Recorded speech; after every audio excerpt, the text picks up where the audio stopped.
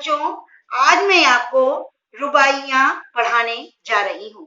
आंगन में लिए चांद के टुकड़े को खड़ी हाथों पे झुलाती है, उसे गोद भरी रह रहकर हवा में जो लोका देती है, गूंज उठती है खिलखिलाते बच्चों की हंसी।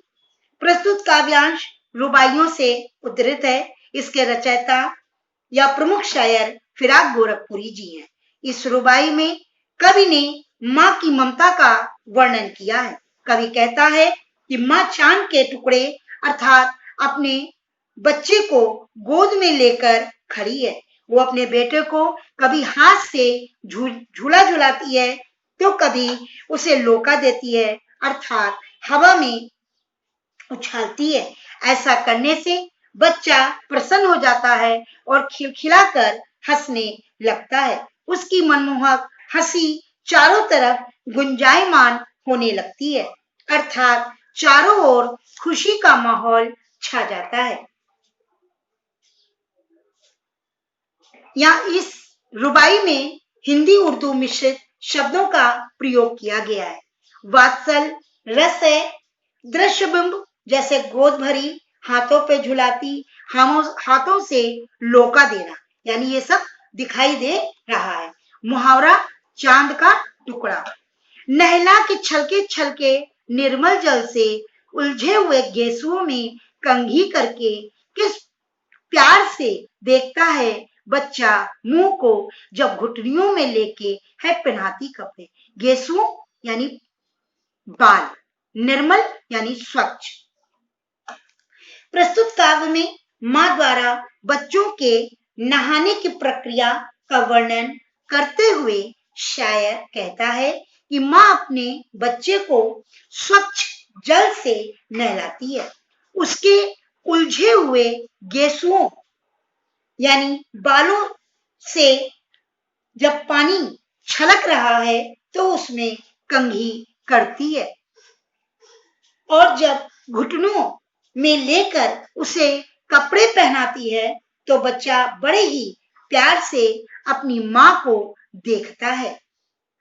माँ के द्वारा किए गए क्रियाकलाप एवं बच्चों का माँ के प्रति मुग्ध भाव से देखना एक स्वाभाविक प्रक्रिया है।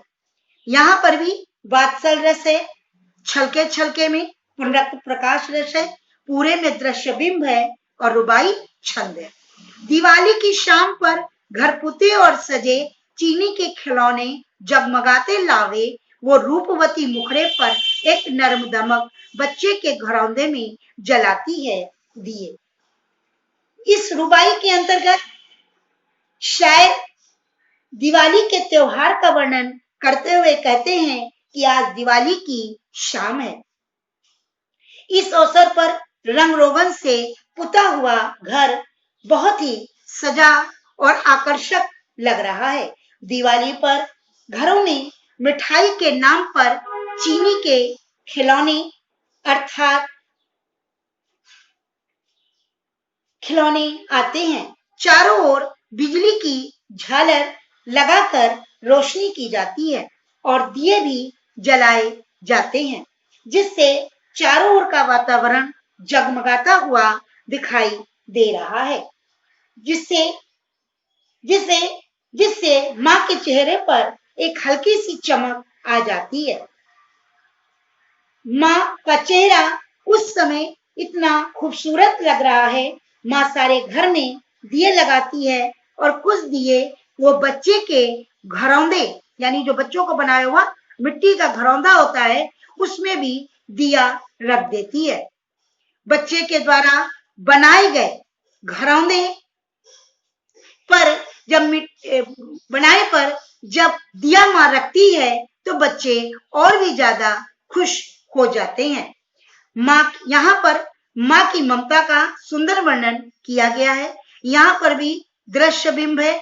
यहाँ पर रूपवती मुखड़ा और नर्म दमक एक अनोखा यानी विलक्षण जो है वो प्रयोग किया गया है।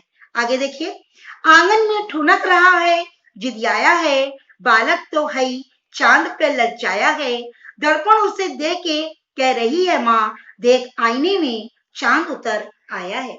प्रस्तुत रुबाई में कवि बालहट का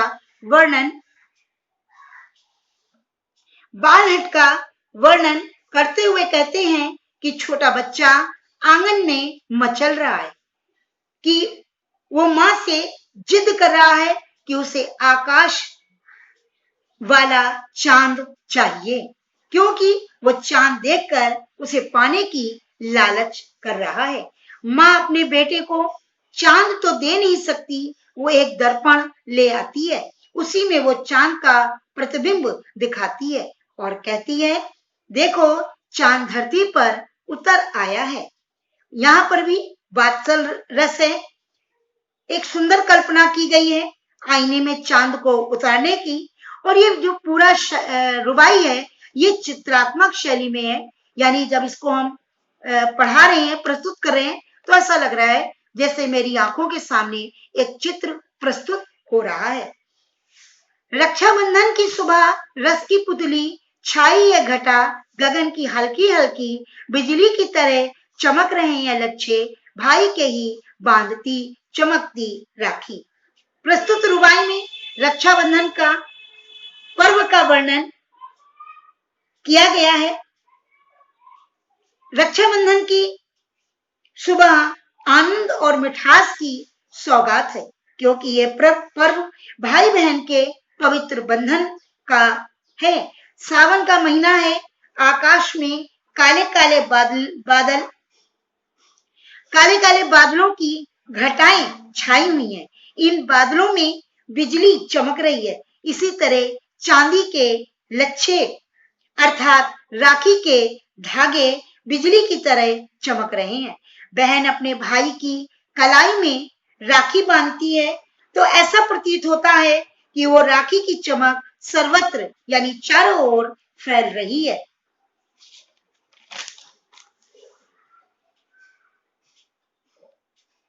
यहाँ पर बच्चों ये पूरी जो रुबाइयां हैं इसमें वात्सल रस का बड़ा ही अनूठा वर्णन किया गया है। यहाँ पर हिंदी उर्दू शब्दों का मेल किया गया है और पूरा ही ये जो काव्य है ये दृश्यबिंब पर आधारित है। धन्यवाद।